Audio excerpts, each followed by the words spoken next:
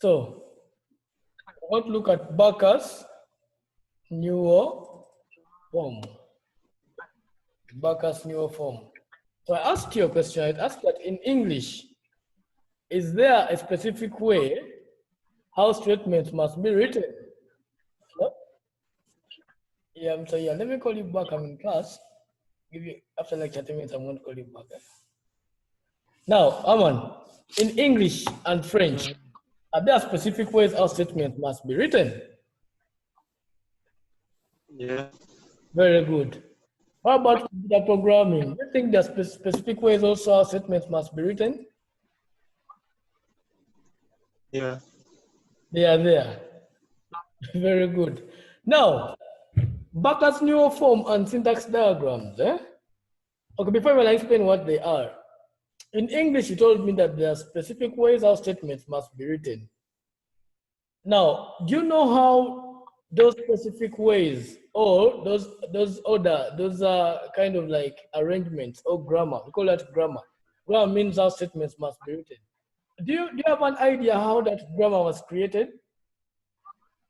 Or we just found the language? Just found it. Very good. Now, in computer programming, we don't only find the language, but we also teach you how they came up with the grammar of the language. If there's a specific way of computer programming instructions are meant to be written in a particular programming language, then Backus newer form and syntax diagrams, they are the ones that are used to create the grammar or the different ways how statements must be written in a computer program. So if tomorrow we come up with a computer program called Haman, then in order for you, Haman, to state how your statements must be written, you come up with what's called a Backus newer form and syntax diagram. You design them. When you design the Backus newer form and syntax diagrams, the programming language called Haman will be following that format that you've designed. So all the programming statements in a programming language called Haman will be following the grammar or the order that was stated in the Backus newer form and syntax diagrams. So whenever a computer statement is written, when a computer is going to perform it, it first looks at the Backus newer form and see is the statement written properly as the Backus newer form states or as the syntax diagram states. You're getting me now? Very good. So Backus newer form and syntax diagrams, basically these are designs that are used to state how statements in a computer programming language must be written. Those which are valid. Here, I have an example here, very simple example. Now, let's create our own example first of all, if I show you this. So let's create our own example here, and I'll show you what I mean. You know very well that, for example, if we are adding numbers, to add numbers, we can have such a statement that is used to show the sum of numbers. So I could say sum equals to the first number or number plus number. That is sum. So to get the sum of a number, we add two numbers. This is what this statement means. Do you agree with me? Now, you look. When you come to the Backus newer form, if I'm to design this as a rule, this is a rule. If I'm to design this as a rule, and I'm using Backus newer form, this is how I'll design it. I'll say sum is defined by a number plus a number. I do this. Or I could say sum is defined by a number, then an operator, then a number. This is what I'll say. Sum is defined by a number, followed by an operator, then followed by a number. Are we together? Yeah. Then Now, since number is in angle brackets, it means I'm also going to define what number means. So I'll say number defined by, what are those numbers? A number is defined by either 1, or 2, or 3, or 4, or 5, or 6, or 7, or 8, or 9. That is what a number is defined by. Yeah. But remember here, if I say 1, or 2, or 3, it means that if I wrote 22, I will be wrong. Do you agree? If I wrote, for example, 22 plus 5 here, the computer will come, look at 22, check here, the order was number, operator number, it checks. 22 a valid number? In this case, is 22 a valid number or not? It's not. It is not. Very good. And here to make 22 a valid number, we could now tell the computer, you know what? This means only 1 digit. So you can tell the computer, no, a number can have more than 1 digit. So you just do this. You say number, Yes, then you bring back. I can't see the rest of the board. You see that now? So bring back the number. So in this case, it means that it's either one number or it can be very many numbers. So if you have 22 here, you get it? Do you understand? So it is recurring, it is repeating itself. It's called recursion in computer programming. Something that is done over and over. Now I move on. What does operator mean? I come here. Operator means, in this case, our operator means plus, isn't it? Yeah. It's only plus which is valid. So you see, from this definition here, it means that when the computer finds a statement that is adding numbers, it's going to first run back to the Backus new form and follow it up and see, is this statement valid? Let me first reduce this a bit. The computer will run back to the Backus new form and find out, is this statement valid? Yes or no? Let's have it like this. So I said 1, or 2, or 3, or 4, 5, or 6, or 7, or 8, or 9. Then here we shall bring back the number. This means we can have more than 1 digit. So there we are. So here, I'm still telling you, in case the computer finds, for example, maybe 40 plus 4. This is what the computer will do. To confirm if this statement is valid, the computer will come up here. 40 plus 4. It comes up here and it asks itself, what does sum mean? Sum, they're saying, sum equals 40 plus 40. So the computer will run back here and find out how this statement was defined. So it comes here, 40 plus 40. So it comes the first 40, the first number, 40 must be number. It comes down, what does number mean? So it finds out number means this. Oh, okay, it qualifies 40.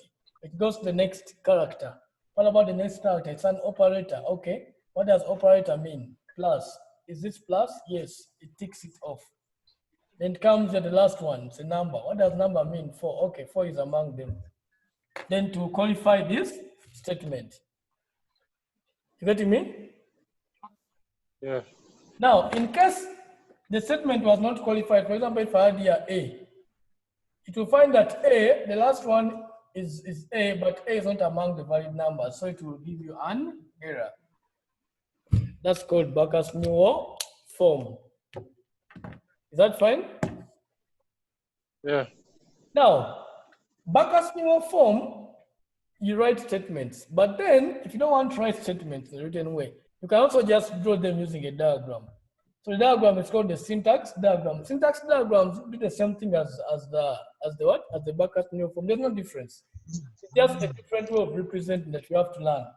For example, here, if I was using Backus new form, syntax diagrams, I'll do this. I'll say sum, then I draw an arrow, and I tell the computer what sum means. So I do this. Sum is followed by an operator here. then it is followed by a number. That's the definition of sum. That's how it will be. Sum is defined by the number. Let me just reduce this a little bit. So sum will be defined as that. That's what we shall have. Now from there, you have to define what number means. So you define for the computer and say number means, is it okay? Either one, now in this case, it's how you move. Either one, all two, all three. You keep on moving downwards. I'm going to show you the proper diagram. But it's kind of like the first picture or idea about it for syntax diagrams. So let's get back to these notes and then you study very well everything so that you can get the proper picture. So here we are.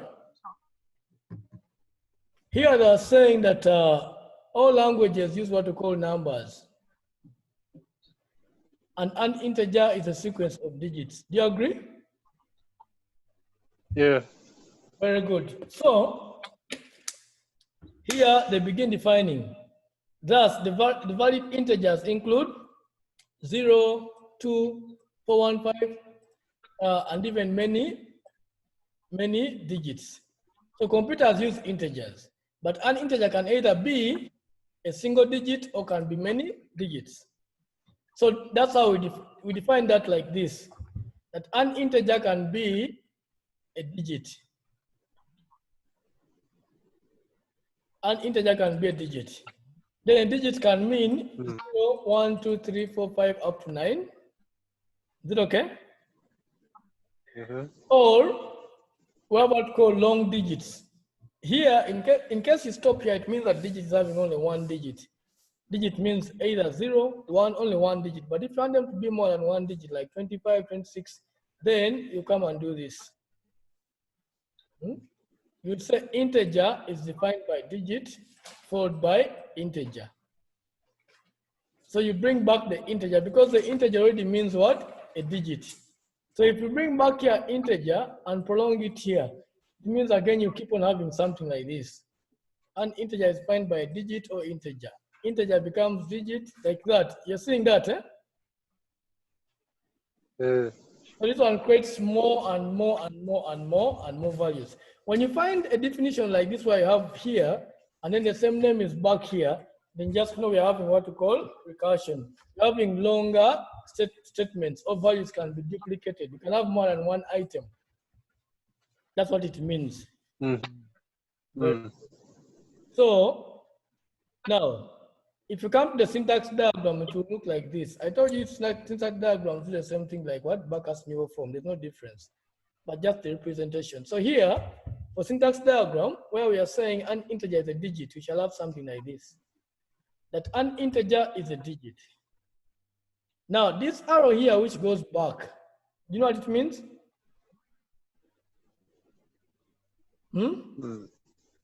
This arrow means that we can have more than one digit. The digit can be repeated.